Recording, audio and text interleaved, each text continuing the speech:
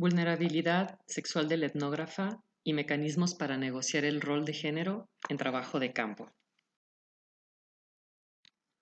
En el quehacer antropológico, la práctica de campo ocupa un lugar central durante el proceso formativo. En las escuelas de antropología, así como hay rituales de paso, como sucede cuando hacemos la primera práctica de campo, también hay tabús, como es hablar de los sentimientos que se presentan durante la realización del trabajo de campo. Tanto los rituales como los tabús tienen implicaciones diferenciadas dependiendo de la identidad de género de las personas, y es sobre estas diferencias que me interesa hablar en esta presentación. Me concentraré en los tabús. Las reflexiones en torno a la manera en cómo la práctica de campo se presenta como una experiencia diferente para hombres o para mujeres se ha venido dando a partir de la relectura y recapitulación que diversas autoras han llevado a cabo sobre los trabajos de campo que han realizado, en los que han enfrentado situaciones e incidentes desafortunados, los cuales posteriormente han sido pensados a partir de referentes que permiten ver más allá de los modelos tradicionales basados en la razón, en la neutralidad y en la objetividad, ya que desde aquí no es posible tomar en cuenta estos incidentes como parte del proceso de investigación. En términos generales, este debate ha tenido entre sus puntos de discusión reconocer que somos sujetos sociales, políticos e históricos y desde lo cual se toma partido. Reconocer en la subjetividad una vía de conocimiento desde las emociones. Reconocer la diferenciación social basada en el sexo, el género, la edad, la raza, la clase, etc. Y que las relaciones de poder resultantes cruzan el proceso de investigación. Y reconocer que buena parte de la producción etnográfica está centrada en la experiencia de los hombres. Lo que me interesa es ver la manera en cómo las relaciones de género presentan escenarios diferentes para hombres y mujeres en la práctica antropológica. En una primera parte de esta exposición, hablo sobre la manera en cómo las escuelas de antropología envían a las estudiantes a trabajo de campo, concebido a este como un mundo ficticio basado en la nulidad del género, y sobre los peligros a los que están expuestas las etnógrafas. En la segunda parte, reviso algunas estrategias para negociar nuestro rol dentro de las relaciones de género en los lugares donde hacemos trabajo de campo, y menciono algunas herramientas para evitar o controlar el acoso. Un tema ausente en los cursos de metodología en gran parte de las escuelas de antropología y que también ha sido omitido en la mayoría de las etnografías y de los manuales para la realización de trabajo de campo es el de la vulnerabilidad sexual del etnógrafa. Es decir, se ha ignorado en mucho el lugar que ocupa el género en las situaciones de campo. Lo anterior se relaciona con la postura sexual asumida como necesaria para la investigación antropológica, la cual deriva de la herencia colonial de la antropología, cuando en aquella época se hacía una diferencia categórica entre los etnógrafos y las sociedades que estudiaban. Un ejemplo de esto es la experiencia de Margaret Mead en la década de 1920 en Samoa, y cito a Fran Markowitz. Debido a que evidentemente no era un hombre, pudo acceder a las mujeres y muchachas de la aldea. Y debido a que era tan diferente de las mujeres samoanas en apariencia y carácter, también tuvo la oportunidad de entrevistarse con los jefes, tomar parte en sus rituales y participar en una amplia gama de actividades masculinas. Nadie, hombre o mujer, le hizo proposiciones sexuales, pues para los samoanos Margaret Mead era sexuada. Fran Markowitz, cuando habla ahora de su experiencia en la realización de trabajo de campo, dice que, a diferencia de Margaret Mead y los samoanos, mi aspecto físico, maneras, nivel de instrucción y origen étnico no me separaba de mis anfitriones en el trabajo de campo. Así pues, los hombres no tuvieron ningún problema en considerarme una mujer. Es decir, sus informantes no la consideraron sexualmente neutra, que es la forma en cómo muchas de nosotras creemos que nos presentamos en el trabajo de campo. Ahora bien, hay que tomar en cuenta que desde la década de 1970 se reflexionó sobre la manera en cómo construimos las relaciones con los informantes, dejando atrás las formas verticales en las que se les ubicaba como objeto, para pasar a formas horizontales de relaciones sociales, lo que acorta la distancia entre investigador y sujeto de estudio. Y también los temas de interés se volcaron a grupos poblacionales que son cercanos a nosotras o incluso somos parte de ellos. Para dar una idea de esto que menciono, Natalia Escobar lo dice de esta manera. Las investigadoras en campo nos ponemos en situación de vulnerabilidad ante la necesidad de confiar gran parte de nuestro trabajo a informantes clave. Estos informantes generalmente tienen privilegios como la confianza y la dependencia que genera la información que pueden proveernos. En nuestro afán por construir relaciones que borren las jerarquías y las relaciones de poder presentes en el campo, intentamos entablar relaciones abiertas de sinceridad y amistad con nuestros informantes. Sin embargo, en muchas ocasiones el abuso de estas relaciones genera vulnerabilidad. Es ahí donde nos ponemos en riesgo. Fran Markowitz, en un sentido similar, dice que el verdadero problema surgió cuando las relaciones con los informantes se transformaron en amistad y esta amistad se tiñó de atracción erótica. Ella dice, y cito, como era una antropóloga novata quería seguir todas las reglas, todas, y pese a todo, los hombres más próximos a mí insistían en que yo era una mujer atractiva. Me habían catalogado como heterosexualmente atractiva, interesante, exótica y agradable.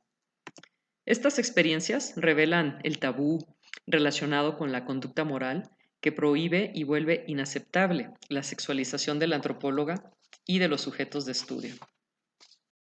Entonces, lo que sucede es que el equilibrio en las relaciones de rol funciona bien cuando aquellos ven a los antropólogos muy diferentes como para encajar en sus esquemas sexuales y por tanto los relegan a una categoría asexual en sí misma. En tales situaciones, la comunidad receptora concuerda con la propia división yo-otro del antropólogo y todo marcha bien. Pero el equilibrio del poder sexual no rige cuando los nativos ven al antropólogo visitante no como un súper o subhumano asexuado, sino tan maduro, sexualmente activo, receptivo y más parecido que diferente de ellos mismos. Ana Alcázar Campos habla del rol ambiguo del investigador y sobre cómo los procesos de racialización, estratificación social, generización y extranjerización condicionan las interacciones durante la realización de trabajo de campo, cuestiones que en su experiencia no habían sido problemáticas al inicio, pero empezaron a serlo posteriormente. Ana Alcázar Campos dice que en el contexto local donde realizó trabajo de campo, los hombres basan su reputación en su rol como amantes y conquistadores, valorándose el hecho de tener más de una mujer. En el caso de ella, en la casa donde se hospedó, las relaciones eran ambiguas, ya que no era una integrante de la familia. Su rol como investigadora no formaba parte de los roles disponibles culturalmente, y en todo caso su rol como extranjera generaba cierto deseo y disponibilidad para los hombres de esa casa. Esa situación le generaba sentimientos contradictorios, ya que se confundían las actividades que entraban dentro de las relaciones de reciprocidad, creándose situaciones incómodas en las que se daba por hecho su disponibilidad. Tiempo después del trabajo de campo, la autora comprendió que todos tenemos intereses, como también sucedía con los integrantes de esa familia, de ahí que en las relaciones que entablaron hubieron diferentes expectativas. Ella se pregunta, ¿quién fui yo para esas personas? Diversas antropólogas y estudiantes y egresadas de la licenciatura en antropología de la UAC han comentado que frente a situaciones como las que acabo de relatar, no supieron cómo enfrentarlas, pues los cursos para la realización de trabajo de campo se concentran en la revisión de técnicas de investigación, se entrena para otras dificultades y sobre el rigor del trabajo, pero no se aborda el tema de las relaciones de poder atravesadas por el género durante la realización de trabajo de campo. Por lo tanto, no se brindan herramientas que les apoyen en negociar su rol desde dichas relaciones para evitar o controlar el acoso cuando se trata de los informantes claves o personas de las comunidades, tema que termina siendo un tabú. Es así que cuando las instrucciones que se reciben tienen como propósito central la consecución de la investigación, traen como resultado la construcción del trabajo de campo como una suerte de lugar basado en la nulidad del género. Es así que el etnógrafa y los sujetos de estudio son desexualizados y las situaciones de acoso se perciben como algo inesperado. La desexualización del trabajo de campo lleva a que los reportes de práctica omitan el papel que juegan las relaciones de poder de género en la consecución de la investigación. Frank Markowitz dice que los antropólogos varones heterosexuales Al ser identificados claramente con una categoría de género destacada, consiguen generar nexos que tienen sentido tanto para el etnógrafo como para los informantes. En cambio, dice Natalia Escobar García, en el caso de las mujeres, se generan maneras distintas de relaciones con quienes habitan el campo. La desexualización del trabajo de campo lleva a que se omita la manera en cómo las dinámicas y normas de género locales pueden poner a las investigadoras en riesgo y en desventaja, debido al rol en el cual se les ubica localmente a partir de su condición de mujeres jóvenes. Esto lleva a que situaciones como el acoso sexual y formas no sexuales de acoso y hostilidad basadas en la diferencia de sexo, como son el tratamiento condescendiente, la ridiculización, la exclusión, la negación, el menosprecio, etc., se consideren como eventos raros o atípicos y no como la expresión de la desigualdad de género en el proceso de investigación. Lo anterior provoca que situaciones de este tipo se vivan de manera vergonzosa por parte del etnógrafa y recaigan en el terreno de lo personal, generando sentimientos de culpa, temor, inseguridad y ansiedad, y su silenciamiento como resultado, para no romper con el tabú de las relaciones investigador-informante, fundamentalmente establecidas desde la nulidad del género. Este silenciamiento, por un lado, entierra la violencia de género de los lugares, idealizando la realización de prácticas de campo, y por el otro, refuerza los parámetros de la ciencia, como la objetividad y la neutralidad, desde los cuales se suprime la subjetividad, los riesgos y peligros que también son parte del proceso de investigación. Y bueno, esto se suprime bajo la creencia de no comprometer la validez de los datos. Todos estos elementos conforman la vulnerabilidad sexual del etnógrafa desde la etapa de instrucción previa al trabajo de campo, durante y después. Por su parte, Tania Alejandra Ramírez presenta otra perspectiva. Ella dice que lo que se construye metodológicamente no son sujetos neutros, sino sujetos hombres. Pone el ejemplo de la menstruación como un tópico que no es de interés para la investigación antropológica, pero tampoco se contempla en los preparativos para la realización de trabajo de campo, lo que revela que las mujeres y lo femenino se subyuga al cuerpo masculino, no a la neutralidad, pues los hombres no menstruan. Lo anterior, señala Natalia Escobar, no permite que se considere que las experiencias de campo se viven de manera distinta para hombres y mujeres, como ya hemos visto. La consecuencia de esta tradición, que desconoce las diferencias de género, omite interpretaciones del mundo que no son expresadas de la manera que propone el modelo masculino preponderante. En todo caso, dice Eva Moreno, todo esto es por definición un problema antropológico y lo que estamos viendo ahora es precisamente la problematización de este tema desde una perspectiva sociocultural respecto de nuestra propia práctica. Ahora paso a la segunda parte de la exposición sobre las opciones para negociar nuestro rol dentro de las relaciones de género en los lugares donde hacemos trabajo de campo y herramientas para evitar o controlar el acoso. Desde la experiencia de diversos antropólogos y antropólogas, se han generado diversos mecanismos para hacer frente a la inseguridad, riesgos y peligros que se presentan durante la realización de trabajo de campo. No obstante, la mayoría de estos aportes provienen de contextos de violencia política, militar, la guerrilla y del crimen organizado. El tema del que hablamos ahora no refiere a estos contextos, pero así como en estos casos, el tema de la seguridad no debe de dejarse a la improvisación y debe de ser parte de la preparación y planeación para la realización de trabajo de campo, consideramos que de igual manera es necesario incluir mecanismos para negociar nuestro rol dentro de las relaciones de género donde realizamos trabajo de campo, así como contar con herramientas para evitar o controlar el acoso. Ahora bien, es importante mencionar que no es posible aplicar una guía de pasos a seguir de forma concreta, ya que dependerá de la particularidad de los diferentes lugares a los que vamos. Sin embargo, a partir de las experiencias de diversos investigadores, es posible sistematizar una serie de estrategias y recomendaciones. Si bien muchas de ellas son para lugares de alto riesgo, es posible extraer una versión apropiada a nuestros intereses y condiciones. Susan Hort, a partir de su propia experiencia y con base en otros autores, Presenta dos estrategias de seguridad para reducir los riesgos en el trabajo de campo a partir de procedimientos antropológicos. El primero lo denomina estrategia de la aceptación y el otro como enfoque etnográfico. Vamos a ver estas opciones. La primera, denominada estrategia de la aceptación, su propósito es disminuir o eliminar las amenazas al aumentar la aceptación en un contexto particular. Para esto, retoma el rapport, desde el cual se debe de negociar no solamente la entrada al campo y el establecimiento de relaciones con los informantes, sino también la negociación del rol. Si bien la autora habla del establecimiento de un rol que brinde seguridad en un contexto de alta peligrosidad, en nuestro caso podemos seguir la recomendación sobre estar muy atentas en la manera en cómo nos identifican y del rol que las personas nos asignan en campo, el cual puede diferir de la forma en cómo nosotras esperamos que nos identifiquen. De lo que se trata es de buscar activamente encajar en roles más seguros y aceptados. Creo que esto puede ser útil. Esta operación no es un asunto personal, sino que es parte del proceso de trabajo junto con el rapport.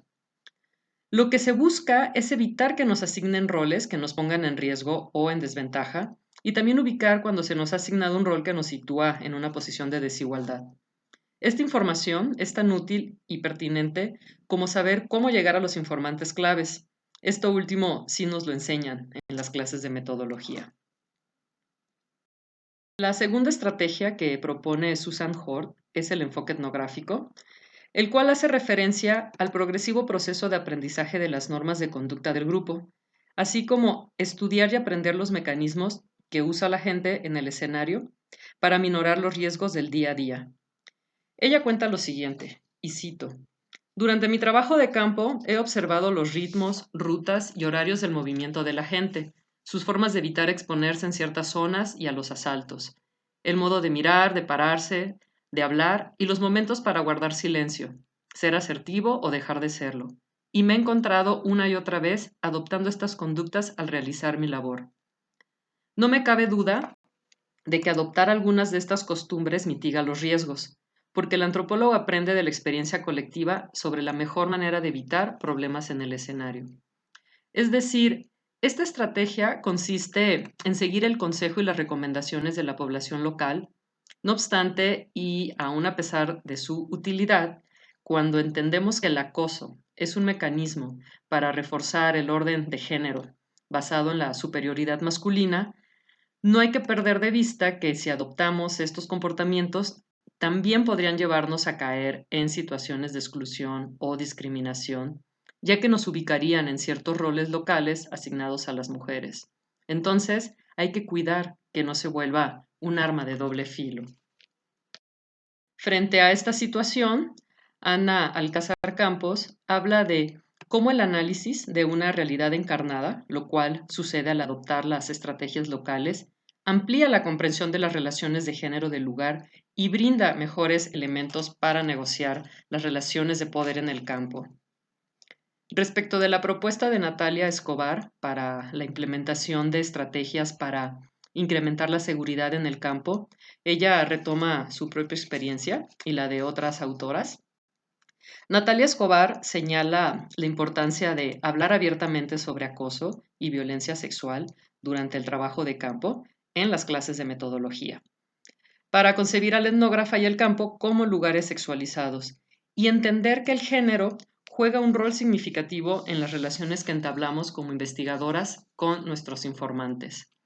Esto implica romper el tabú de las relaciones etnógrafo-informante para poder preparar a las estudiantes para el campo como una actividad que puede ponernos en riesgo de enfrentar amenazas que van desde bromas, insinuaciones y contacto físico inapropiado hasta acoso sexual y violación.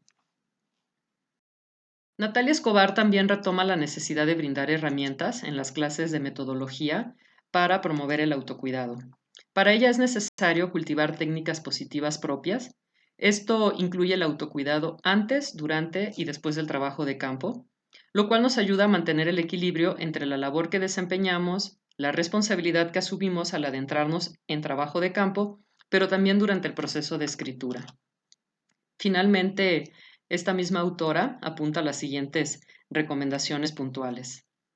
Tener contactos de confianza, desarrollar las entrevistas en lugares públicos y en casos que esto no sea posible, tener una persona que interrumpa la entrevista cada cierto tiempo para asegurarse que la situación esté totalmente controlada.